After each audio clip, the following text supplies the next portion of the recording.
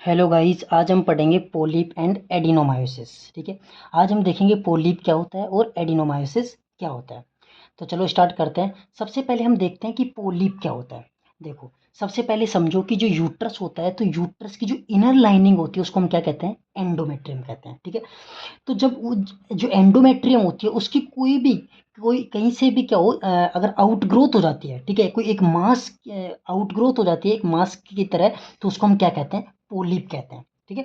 तो पोलिप क्या है? एक लोकलाइज्ड आउटग्रोथ ऑफ एंडोमेट्रियम। ठीक है। तो एंडोमेट्रियम की क्या होती है? एक लोकलाइज्ड एक जगह क्या हो जाता है, एक आउटग्रोथ हो जाती है, एक मास टाइप निकल जाता है, जिसको हम क्या कहते हैं? पोलिप कहते हैं। ठीक है। अब हम देखते हैं कि पोलिप किस एज की फीमेल्स को ज़्यादा होता है। ठीक है। तो जो पोलिप है ऑल एज ग्रुप्स में, मतलब किसी भी एज ग्रुप में देखने को मिल सकता है हमको। ठीक है। किसी भी एज ग्रुप फीमेल में हमको पोलिप देखने को मिल सकता है। जैसे जैसे एज बढ़ती जाती है वैसे वैसे पोलिप होने के चांस क्या होते जाते हैं? ज़्यादा होते जाते हैं। ठीक है।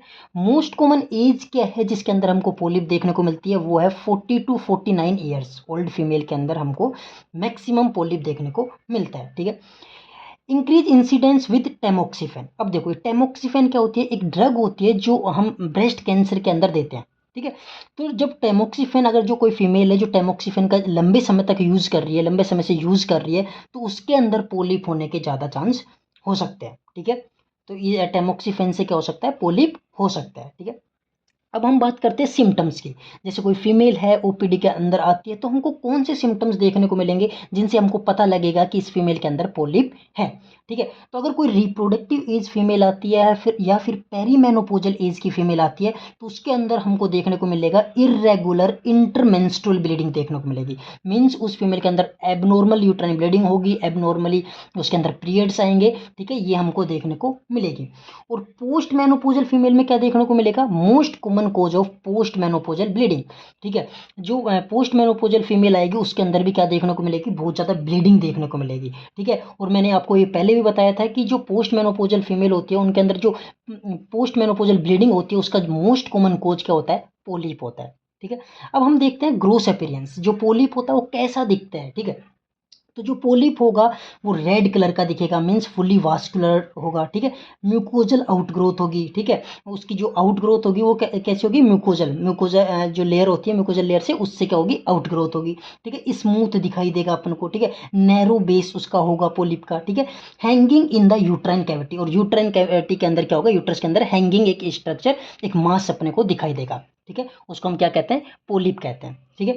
अब देखते हैं हम पर वेजाइनल एग्जामिनेशन। जब हम इस फीमेल में पर वेजाइनल एग्जामिनेशन करेंगे तो हमको नॉर्मल दिखाई देगा, क्योंकि जो पोलिप है वो तो कहाँ पे? यूट्रस के अंदर है, तो पर वेजाइनल एग्जामिनेशन एक नॉर्मल हमको दिखाई देगा। ठीक है। अब उसके बाद में हम क्या करवाते हैं? अल्ट्रासाउंड। ठीक है। तो अल्ट्रासाउंड में हमको क्या देखने को मिलेगा? कैसे पता लगेगा कि ये पोलिप है? तो जब हम डोपलर से देखते हैं तो हमको फीडर वेसल साइन देखने को मिलेगा। अब देखो, फीडर वेसल साइन क्या होता है? देखो, जो यूट्रस के अंदर जो पोलिप होता है उसको एक ब्लड वेसल सप्लाई करती है। ठीक है। तो एक ब्लड वेसल और एक पोलिप सप्लाई करती हुई एक ब्लड वेसल दिखाई देगी, उसको हम कहते हैं फीडर वेसल साइन। और ये मोस्ट कॉमन सीन होता है इन द एंडोमेट्रियल पोलिप के अंदर। ठीक है। जो यूट्रस के अंदर पोलिप होता है उसके अंदर हमको क्या देखने को मिलेगा? फीडर वेसल साइन देखने को मिलेगा। ठीक है। फिर उसके बाद में जब हम हिस्ट्रोस्कोपी कराएंगे तो हिस्ट्रोस्कोपी के अंदर अपन को क्या देखने को मिलेगा? हिस्ट्रोस्कोपी के अंदर भी अपन को रेड पोलिप कैसा होगा? रेड होगा, स्मूथ होगा। ठीक है। और no surface blood vessels, means जब हम हिस्ट्रोस्कोप में देखेंगे तो कोई हमको क्या है, कोई सरफेस के ऊपर कोई ब्लड वेसल्स दिखाई नहीं देंगे। ठीक है। उसके बाद में हम इन्वेस्टिगेशन, मीन्स जो फीमेल आई ओपीडी में हम कैसे इन्वेस्टिगेट करेंगे? तो मैंने आपको बताया कि जो फीमेल आएगी उसके अंदर उसके जो मेन कंप्लेंट क्या होगी? Abnormal uterine bleeding. ठीक है।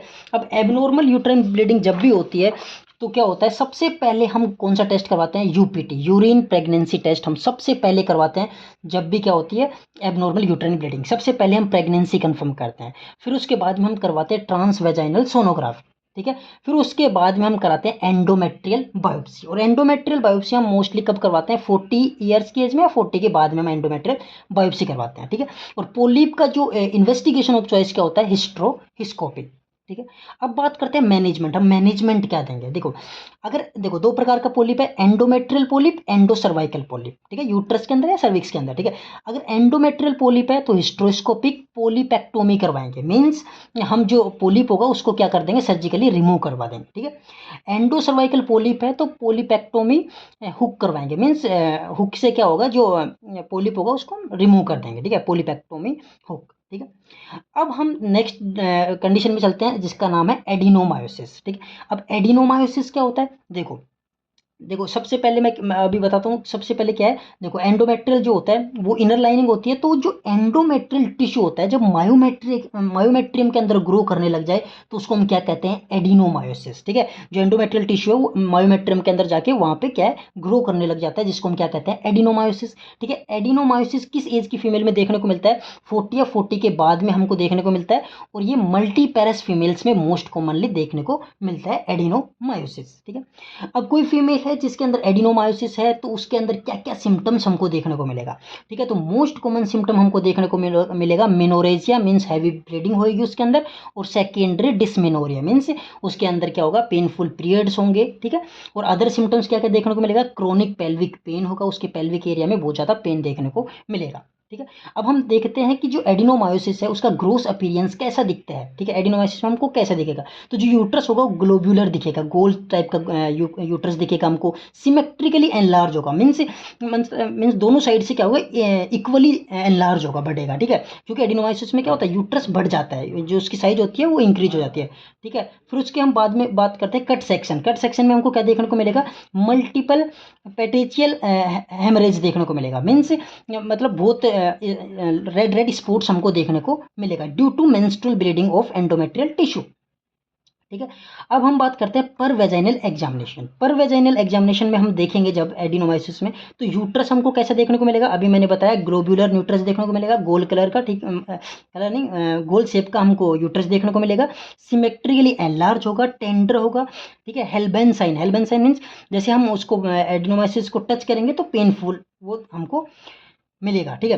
फिर उसके बाद में हम साइज की बात करते हैं, तो यूट्रस की जो साइज होती है एडिनोमायोसिस में क्या होती है, जो यूट्रस की साइज होती है वो बढ़ जाती है, ठीक है। कितनी बढ़ जाती है, 10 to 12 वीक प्रेग्नेंट यूट्रस, जब फीमेल प्रेग्नेंट होती है, जब 10 to 12 वीक की प्रेगनेंसी होती है, उस टाइम जितना यूट्रस होता है ना, उस साइज का यूट्रस हो जाता है एडिनोमायोसिस में, ठीक है। लेकिन never greater than 40 weeks, means 40 week से ज़्यादा कभी उसकी साइज नहीं हो सकती, ठीक है। मेनली अपने को 10 to 12 वीक प्रेग्नेंट यूट्रस की साइज ही देखने को मिलेगी। फिर उसके बाद में एडिनोमायोसिस में हम क्या करवाते हैं, अल्ट्रासाउंड फाइंडिंग्स, ठीक है। अल्ट्रासाउंड करवाते हैं, अल्ट्रासाउंड में अपने को क्या देखने को मिलेगा, मायोमेट्रियल सिस्ट, मीन्स जो मायोमेट्रियम होगा उसमें एक सिस्ट दिखाई देगा हमको, और वेनिसियल ब्लाइंड अपीयरेंस देखने को मिलेगा, मीन्स हमको क्या देखने को मिलेगा, अल्टरनेट डार्क और लाइट बैंड्स देखने को मिलेंगे, ठीक है, अल्ट्रासाउंड के अंदर, ठीक है।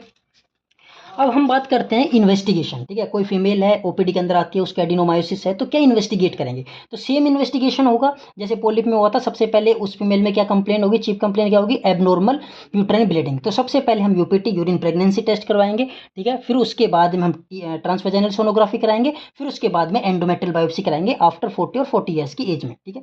लेकिन जो एडिनोमायोसिस है उसका इन्वेस्टिगेशन ऑफ चॉइस क्या होता है, एमआरआई, ठीक है। एमआरआई यूजुअली नॉट रिक्वायर्ड, लेकिन कब करवाते हैं हम, जब ट्रांजेक्शन जोन इन्वॉल्व हो, ठीक है। जब एडिनोमायोसिस में कौन सा जोन इन्वॉल्व हो, ट्रांजेक्शन जोन। देखो ट्रांजेक्शन जोन नॉर्मली क्या होता है, 8 mm से कम होता है, ठीक है।